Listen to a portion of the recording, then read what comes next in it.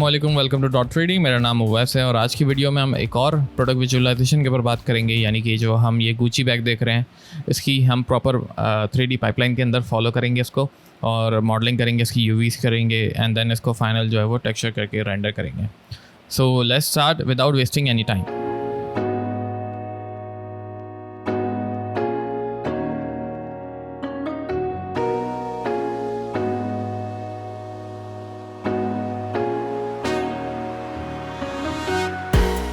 Alright, image planes को set करने के बाद आप एक दफ़ा इसकी वेरिफिकेशन ज़रूर कर लिया करें कि उसकी डायमेंशंस जो है वो फ्रंट की डायमेंशन साइड के साथ मैच कर रही हैं या नहीं।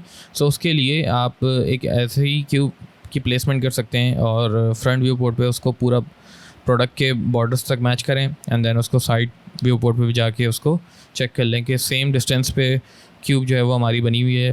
थोड़ा बहुत 19-20 का फ़र्क चल सकता है, बट ज़्यादा अगर डिस्टेंस है तो फिर इसमें प्रॉब्लम है और आपको इसको मैच करना ज़रूरी है। सही है। सो इसी क्यूब से हम इसका स्टार्ट लेते हैं। मैं जो है वो एक साइड के ऊपर फ्रंट साइड पे और बैक साइड को भी नहीं देखूँगा, एक साइड के ऊपर ही काम करूँगा। सो उसके लिए मैं इस मैश को, इस क्यूब को जो है वो हाफ़ में डिवाइड कर रहा हूँ और 1 बाय 1 वर्टिसीज को मैच करूँगा अपने शेप के साथ। एंड जहाँ पे मुझे एजेस की नीड होगी वहाँ पे मैं इसमें एक्स्ट्रा एजेस भी जो है वो ऐड करता जाऊँगा। अच्छा, मैं यहाँ पर पूरी वीडियो जो है वो स्लो लेके नहीं चलूँगा। मैं यहाँ से वीडियो को जो है वो फास्ट फॉरवर्ड कर रहा हूँ क्योंकि मॉडलिंग का प्रोसेस आपको सारा पता है। आप बस इसको फॉलो अप करते जाएं और साथ साथ मैच करके अपना प्रोडक्ट भी जो है वो बनाते रहें। सो अगर आपको कहीं लगता है कि यार ये ऑप्शंस मैंने नहीं देखे या ये वाला स्टेप मैं भूल गया हूँ या ये स्टेप मुझे समझ में नहीं आ रहा, तो आप सेम टाइमलाइन जो है वो मुझे आप नीचे वीडियो के कमेंट में बता सकते हैं और मैं यहाँ पर आपको जो है वो उसका फीडबैक दे दूँगा।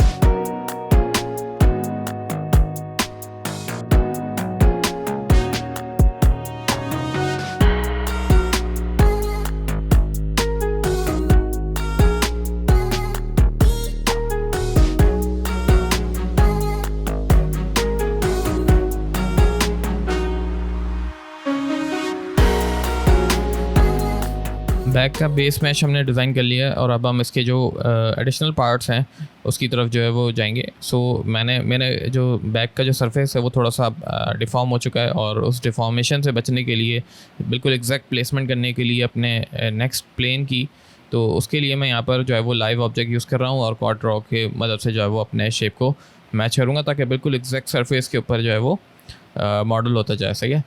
सो ये सारे पार्ट्स आप 1 बाय 1 डिज़ाइन कर लें। अगर सिमेट्रिकल है तो आप एक ही पार्ट डिज़ाइन करें और उसकी जो है वो मल्टीपल कॉपीज़ ले लें। बट कॉपीज़ में ये याद रखिएगा कि अगर आप मिरर करते हैं तो आप फिर आपको एडिशनल आगे जाके जो है वो कुछ प्रॉब्लम हो सकती है यूवीज़ के हवाले से। सो आई सजेस्ट कि मेरे साथ क्योंकि प्रॉब्लम्स हुई थी तो मैंने प्रोजेक्ट फाइल को जो है वो बहुत ज़्यादा जो है वो मॉडिफिकेशन करनी पड़ी और मिरर के बजाय आप इसमें जो है ना वो डुप्लीकेट स्पेशल टूल जो है वो यूज़ कर सकते हैं। सो यूवीज़ में, ताकि जो है ना आपको प्रॉब्लम ना हो। सही है।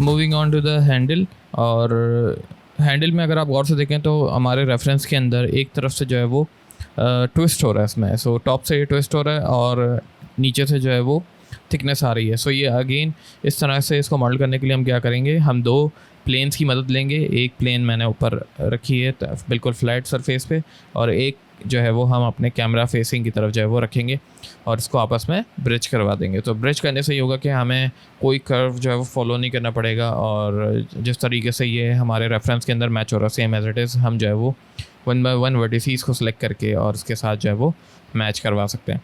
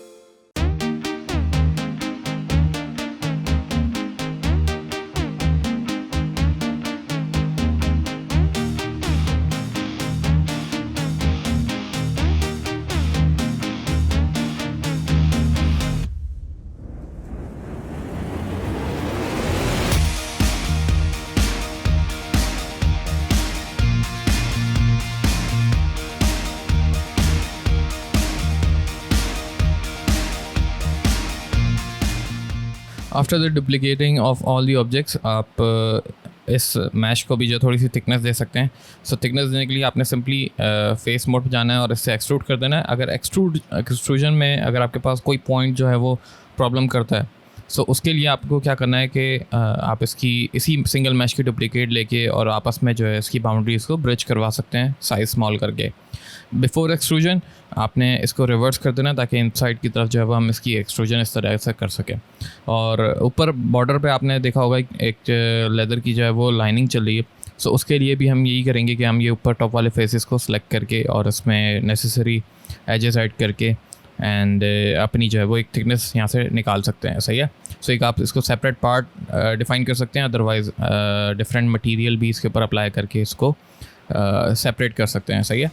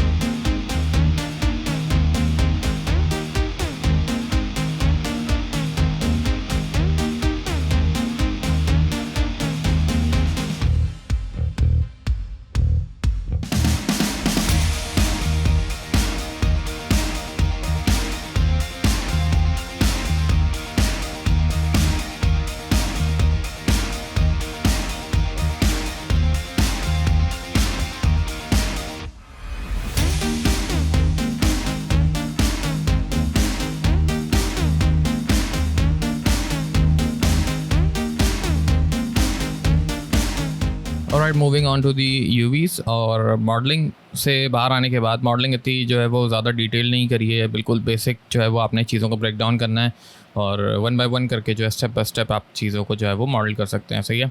यहाँ पर आप एक एज देख रहे होंगे, सो मैंने यहाँ पे एक एक्स्ट्रा बेवल ऐड करके और एक एज जो है वो इनसाइड कर दी ताकि यहाँ पे मेरे पास एक और डिटेलिंग मुझे देखने को मिल जाए।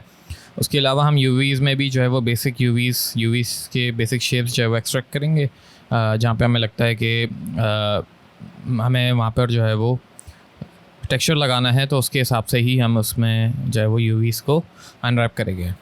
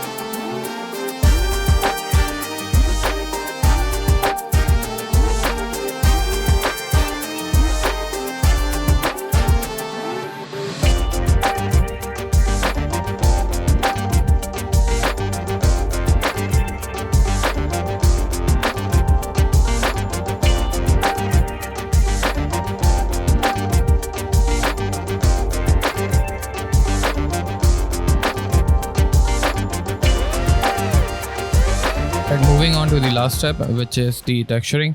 और टेक्सचरिंग के लिए I am choosing substance printer. So substance printer के अंदर मैंने कोई इतनी ज़्यादा डिटेल के अंदर जो है वो टेक्सचरिंग नहीं करी है, 1 बाय 1 मैशेस को सिलेक्ट किया है।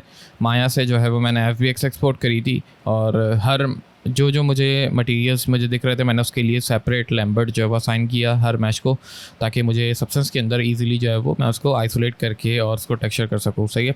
सो इतनी ज़्यादा कोई डिटेल में इसमें टेक्सचरिंग नहीं करी है, बिल्कुल बेसिक जो स्टेप्स हैं कुछ तो मैंने जो है वो सब्सटेंस प्रिंटर के अपने मटेरियल्स जो है वो लगा दिए, और इंशाल्लाह सब्सटेंस के ऊपर भी जो है वो डिटेल में एक कोर्स वीडियो जो है वो पूरी प्रॉपर बनाएंगे और आपको जो है वो इन डेप्थ समझा देंगे। सो आप भी इसके लिए जो है वो सब्सटेंस के अंदर टेक्सचरिंग कर सकते हैं। So first step FBX export करना है। FBX को सब्सटेंस के अंदर लाके बेकिंग करनी है। बेकिंग के बाद आप उसके ऊपर टेक्सचरिंग मटेरियल्स जो है वो असाइन कर सकते हैं, एंड देन लास्ट स्टेप आप उसकी रेंडरिंग भी कर सकते हैं।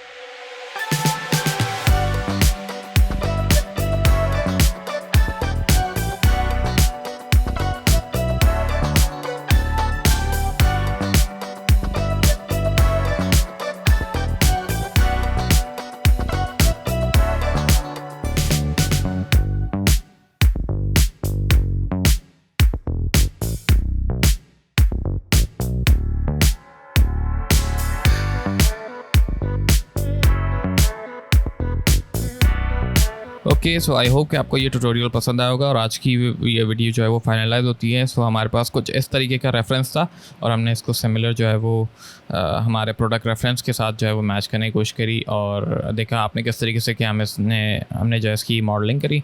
मॉडलिंग के बाद इसकी यूवीज अप करके एंड सब्सटेंस के अंदर ला के हमने रियलिस्टिक जो है वो उसको लुक देने की कोशिश करी और यहाँ से आप इसका जो है वो फाइनल रिज़ल्ट जो है वो देख सकते हैं। सो आप भी इस तरह के छोटे स्मॉल प्रोडक्ट से स्टार्ट करें, कोई भी रेफरेंस निकालें, रेफरेंस आपके पास ज़्यादा हो तो अच्छे हैं और मॉडलिंग करें, उसकी यूवीज़ अनरैप करें। प्रॉपर यूवीज़ पे जो है वो ज़्यादा काम करना पड़ता है, थोड़ा सा बोरिंग है, लेकिन यूवीज़ अगर अच्छी होंगी तो आपको टेक्सचरिंग में जो है वो कोई प्रॉब्लम नहीं होगी। यूवीज़ में अगर प्रॉब्लम रहती है माया के अंदर तो फिर आप माया से जब एक्सपोर्ट करते हैं फ़ाइल को सब्सटेंस के अंदर तो वो एक्सपोर्ट नहीं होती, सही इंपोर्ट नहीं करवा सकते आप उसको। यूवीज़ का जो है वो प्रॉब्लम रहता है, फिर वो सब्सटेंस अपने हिसाब से जो है वो ऑटो यूवीज़ को अनरैप करता है और वो हमारे लिए बहुत हेडेक बन जाता है, सही है। तो आपने कोशिश करना है सारे काम मैनुअल करें, मैनुअल ऑफ कोर्स प्रैक्टिस करेंगे तो आपको जो है वो आ जाएगा। और इवन सब्सटेंस मेरे भी जो है वो प्रैक्टिस में नहीं था, बट आई एम श्योर कि अब जो है वो मैं इसको आहिस्ता आहिस्ता प्रैक्टिस में लेकर आएंगे और हम जो भी मॉडल करेंगे उसको हम सब्सटेंस प्रिंटर के अंदर ही जो है वो टेक्सचर करेंगे एंड देन रेंडरिंग करेंगे। सो आई होप कि आपको ये वीडियो पसंद आई होगी और अगर पसंद आई हो तो उसको लाइक कर दें, अपने दोस्तों के साथ शेयर करें और इस तरह के जो है वो मॉडल्स आप क्रिएट करके मुझे आप इनबॉक्स भी कर सकते हैं इंस्टाग्राम पे और I will give you a feedback. So see you next time, till then अल्लाह हाफ़िज़, टेक केयर।